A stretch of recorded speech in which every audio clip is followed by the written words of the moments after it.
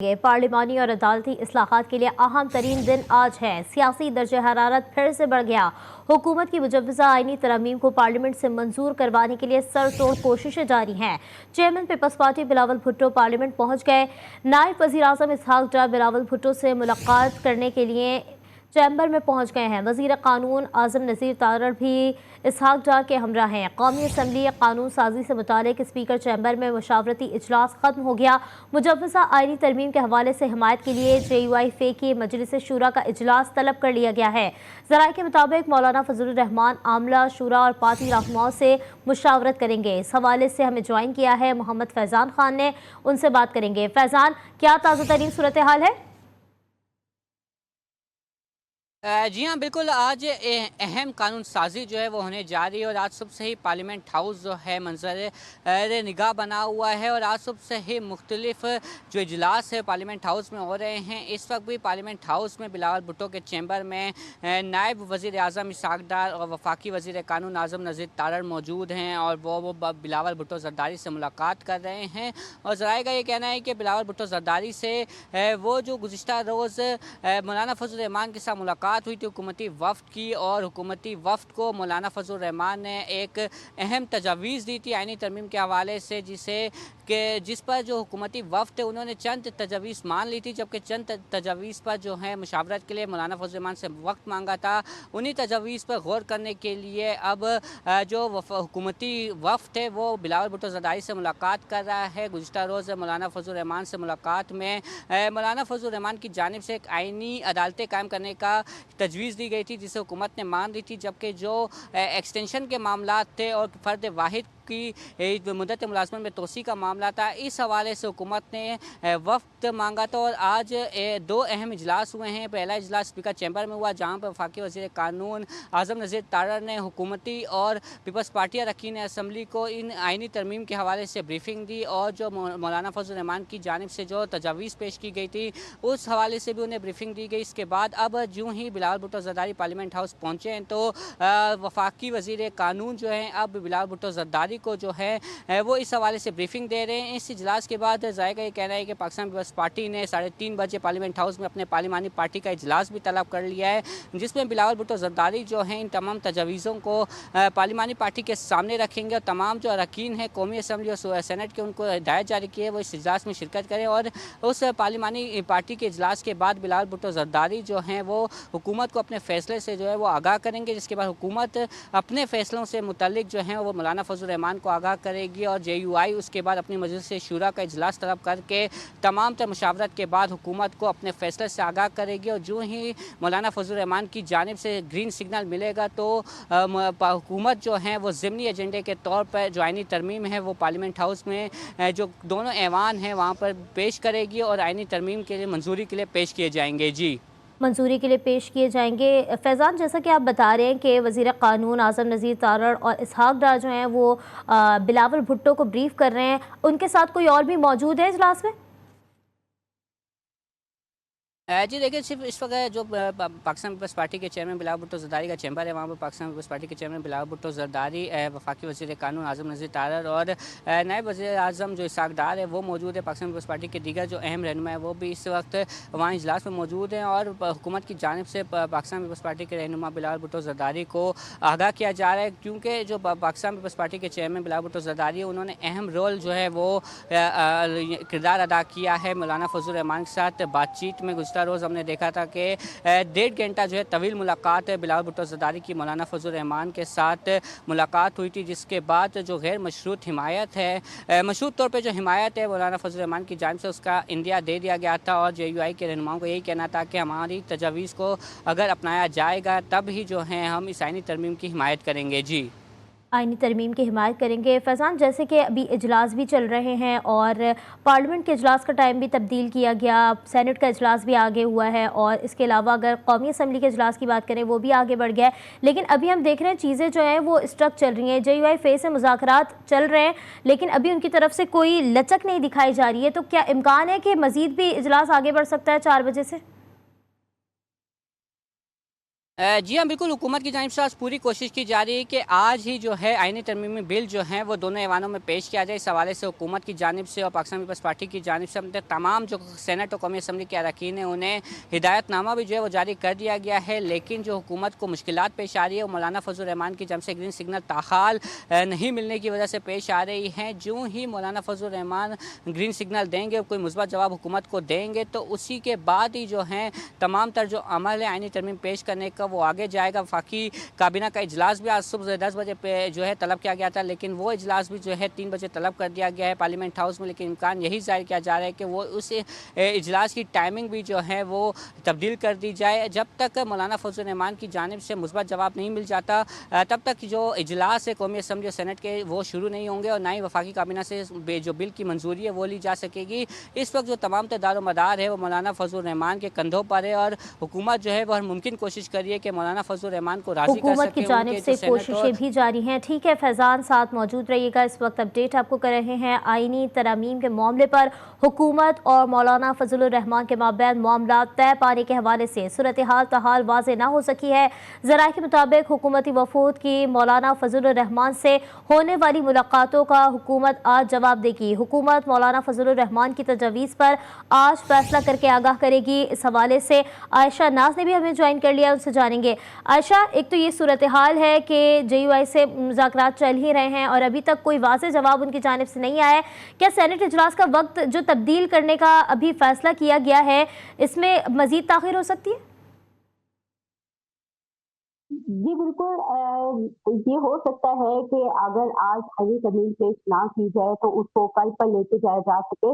यहाँ पर जो मौलाना फजल रहमान के साथ बातचीत हुई, वफूद ने जो गुफ्तगू की और जो मौलाना की शराइत थी, उनको जो है वो आज हुकूमत जो है वो उस पे गौर करेगी और इस हवाले से एक ब्रीफिंग भी की ली जाएगी। शराइ का हमें ये भी बताना है कि कल जो मुलाकातें हुई हैं उसमें जो मौलाना फजल रहमान है उन्होंने अपनी कुछ तजावीज़ दी हैं, जिनमें से उनकी 3 अहम तजावीज़ जो है वो मान ली गई है और बाकियों पर गौर किया जा रहा है। मौलाना की जो और भी तजावीज़ है उसके बारे में भी जो हुकूमत के अरकान हैं उनको बताया जाएगा। इस हवाले से मुख्तलिफ बैठक चल रही हैं। पार्लियामेंट हाउस में भी इजलास हुआ है। अभी स्पीकर कौमी असम्बली के भी ऑफिस से एक इजलास हुआ है जिसमें पीपल्स पार्टी के जो अरकान थे, उसके अलावा MQM के जो अरकान थे वो उसमें उन्होंने शिरकत की है और उनको जो आईनी तरमीम का मुसवदा है उसके बारे में ब्रीफिंग दी गई थी। यहाँ पर ब्रीफ मौलाना फजल रहमान और उनकी जमात का ये भी मौक़िफ़ था कि अभी तक हुकूमत जो तरमीम लेकर आ रही है उसका जो मुसवदा था वो सामने नहीं आया था। तो उनका ये कहना था कि अगर मुसवदा सामने नहीं आ रहा तो इतनी बड़ी जो आईनी तरमीम जो इस्लाहाती पैकेज लाया जा रहा है तो उस पे हम कैसे वोट देंगे। तो उस हवाले से फिर मौलाना साहब को आईनी मुसवदा दिखाया गया और उनसे उनके बारे में तजावीज़ ली गई। कुछ ऐसी तजावीज़ भी हैं जिसपे मौलाना को एतराज़ है। लेकिन दूसरी जानिब अगर आप मुझसे पूछते हैं तो यहाँ पर सिचुएशन ये है कि मौलाना साहब की हद तक एग्री हो चुके हैं। आज हुकूमत किसी भी वक़्त जो है वो आईनी तरमीम का बिल जो है वो कौमी असम्बली में पेश कर सकती है और वो जो मौलाना फजल रहमान है वो उनकी हमायत भी कर सकते हैं। ये मेरे ज़राए के मुताबिक जो बताया जा रहा है वो यही है कि मौलाना की बहुत सी शराइत जो है वो हुकूमत ने मानी है। कुछ ऐसी शराइत जो है उन पर ब्रीफिंग लेना भी ज़रूरी है जो मुशावरती इजलास चल रहा है। और दूसरी तरफ ये भी है कि अभी नमाज के बाद एक अहम जो इजलास होगा मौलाना साहब के घर पर होगा, जहाँ पर हुकूमत की तरफ से जो उनको पेश की गई हैं, तजावीज़ पेश की गई हैं या जो इस्लाहाती पैकेज हुकूमत लेकर आ रही है, उस हवाले से भी बात की जाएगी और फैसला किया जाएगा कि आया मौलाना फजल रहमान हुकूमत की हमायत करेंगे या नहीं। अगर मौलाना फजल रहमान हुकूमत की हमायत कर देते हैं, तो इसमें हुकूमत को बड़ी कामयाबी होगी कि हुकूमत जो है जो इस्लाहाती पैकेज लेकर आ रही हैं, उसको मंजूर करवाने में कामयाब हो जाएगी। ज़राए का ये भी कहना है कि अब सेनेट का इजलास जो है, उसका भी टाइम तब्दील कर दिया जाएगा। थोड़ी देर के बाद उसका प्रॉपर सेनेट सेक्रेटेरिएट से नोटिफिकेशन भी जारी हो जाएगा कि तरामीम को काबीना में पेश किया जाएगा। काबीना के इस मसवदे की मंजूरी ली जाएगी और मसवदे के बाद जो है वो कौमी असम्बली में पेश किया जाएगा। अब कौमी असम्बली का भी 6 निकाती एजेंडा जो है वो 5 निकाती एजेंडा जो है वो भी सामने आ गया, लेकिन उसमें ये बिल का जो है वो कहीं ज़िक्र नहीं है। लेकिन सप्लीमेंट्री एजेंडे के तहत इस बिल को टेबल किया जा सकता है। तो इस वक्त सूरत हाल यही है, एक तरफ तो पीपल्स पार्टी की कोशिशें जारी हैं मौलाना फजल रहमान को मनाने की, दूसरी तरफ हुकूमत भी मुतहरिक है कि किसी तरह मौलाना के जो 15 वोट हैं, जिनमें से 8 वोट कौमी असम्बली के हैं और 5 वोट सेनेट के हैं, अगर मौलाना के ये वोट हुकूमत की हमायत में आ जाते हैं तो हुकूमत किसी हद तक अपने अदद पूरा करने में कामयाब हो जाएगी। तो अभी जो है खसूसी कमेटी का भी इजलास होना है और हमारे ज़राए का ये कहना है, इस खसूसी कमेटी में इस आईनी मसवदे पर भी बात की जाएगी और अहम फैसले जो है वो भी सामने आ सकते हैं। तो आज ये बहुत अहम दिन है। अगर मौलाना मान जाते हैं और हुकूमत की हमायत कर देते हैं तो हुकूमत किसी हद तक ये आईनी तरमीम का जो बिल है आज ही पेश कर देगी, वरना ये बिल कल को भी पेश किया जा सकता है। और एक और यहाँ पे खबर देती चलूं, हमारे ज़राए का ये भी बताना है कि रवा हफ्ते जो है वो मुश्तरका इजलास भी आ रहा है और जो कानून साजी जो इजलास में नहीं हुई या पेंडिंग पड़ी हुई है उसको मुश्तरका इजलास से पास करवाया जाएगा और वो जो बिल हैं उनको कानून की शक्ल दी जाएगी। अच्छा, ये भी बताइएगा कि जेयूआई अगर हिमायत कर देती है हुकूमत की तरफ से और उनकी हिमायत कर देती है तो उसके अलावा भी नंबर पूरे हो जाएंगे या उसके बावजूद भी किसी जमात की ज़रूरत पड़ेगी या कोई आज़ाद ऐसा उम्मीदवार के जिनको शामिल करना पड़े उसके बाद नंबर गेम पूरा हो? कि इस वक्त हुकूमत के पास 114 मेंबर हैं। अगर 8 वोट मिल जाते हैं तो हुकूमत को फिर भी 2 वोटों की जरूरत पड़ेगी, लेकिन हुकूमत चूंकि बार-बार ये दावा कर रही है कि उनके पास नंबर गेम पूरी है, तो वो जो 2 आज़ाद उम्मीदवार से किसी न किसी से हमायत हुकूमत को हासिल हो जाएगी। लेकिन आपको यहाँ पे एक भी बात बता दी चलूँ कि यहाँ पर जो मुख्तलिफ जमातें हैं, उनका ये कहना है कि हुकूमत इस्लाहाती पैकेज लाने के लिए तैयारियां कर रही थी, लेकिन उन्होंने मुसवदा का जिक्र नहीं किया था। अगर वो तो मुसवदे पे बात कर लेती और हमें इत्मीनान में ले लेती तो हो सकता है कि इस तरह की सिचुएशन पैदा ना होती और जो कौमी मफाद में इस्लाहात की जा रही हैं तो उनका वोट हुकूमत की तरफ जाता।